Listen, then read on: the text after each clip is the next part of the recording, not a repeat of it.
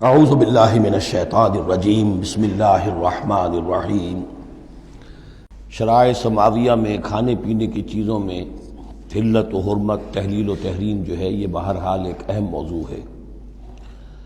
یہ موضوع آپ کو یاد ہوگا سورہ بقرہ سے چل رہا ہے مسلسل، کہ مشرکانہ اوہام کی وجہ سے ان کے ہاں بہت سی چیزوں کے بارے میں نسل بعد نسل کچھ چیزیں ذہنوں میں بیٹھ گئی تھیں کہ یہ چیزیں حرام ہیں، اور یہ کہ اس قسم کی چیزیں جو ہیں پھر ذہنوں سے، دلوں سے، مزاجوں سے نکلنے میں بہت وقت لیتی ہیں اور بار بار جو ہے اس کی طرف توجہ دلانی پڑتی ہے۔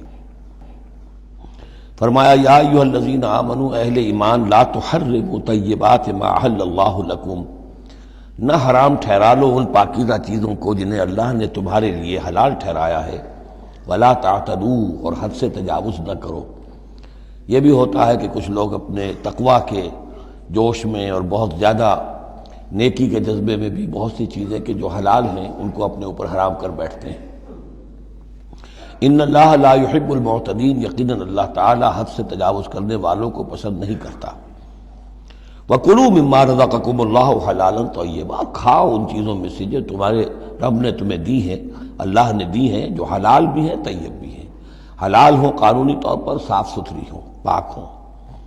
وَاتَّقُوا اللَّهَ الَّذِي أَنتُم بِهِ مُؤْمِنُونَ، اور اس اللہ کا تقوی اختیار کیے رکھو کہ جس پر تمہارا ایمان ہے۔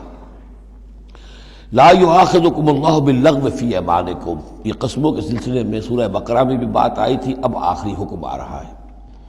اللہ تعالیٰ مؤاخذہ نہیں کرے گا تم سے تمہاری قسموں میں سے جو لغو ہوتی ہیں، بغیر کسی مقصد کے، بغیر کسی ارادے کے، واللہ باللہ تکیہ کلام کے طور پر استعمال کرنا جو عربوں کی خاص عادت تھی اور آج تک ہے۔ تو اس کو ظاہر بات ہے کوئی نہیں سمجھتا کہ یہ قسم کھا رہا ہے، یہ تو گویا کہ ان کا تکیہ کلام ہے، تو اس پر مؤاخذہ نہیں ہے۔ وَلَٰكِن يُؤَاخِذُكُم بِمَا عَقَّدتُّمُ الْأَيْمَانَ، لیکن اللہ مؤاخذہ کرے گا ان چیزوں پر کہ جو تم نے قسم باندھی ہے۔ عقدتم، اب اس میں تاکید باب تفعیل ہے، پورے اہتمام کے ساتھ تم نے ایک بات طے کی ہے، اس پر قسم کھائی ہے۔ فَكَفَّارَتُهُ، اب اگر ایسی قسم کو توڑنا ہو تو اس کا ایک کفارہ ہے۔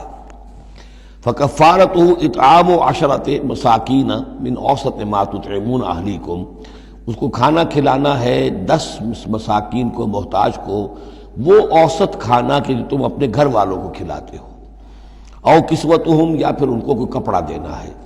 او تحریر رقبہ، یا تیسری شکل یہ ہے کہ کسی غلام کو آزاد کرنا ہے۔ فمن لم یجد، اور اگر کسی کے پاس ان تینوں کی کوئی صورت موجود نہ ہو، کوئی بالکل فقیر ہے اور بالکل اس کے پاس کچھ نہیں ہے، مفلس ہے، فصیام ثلاثۃ ایام، تو 3 دن کے وہ روزے رکھے۔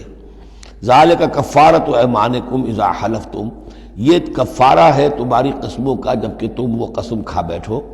واحفظوا ایمانکم، اور اپنی قسموں کی حفاظت کرو۔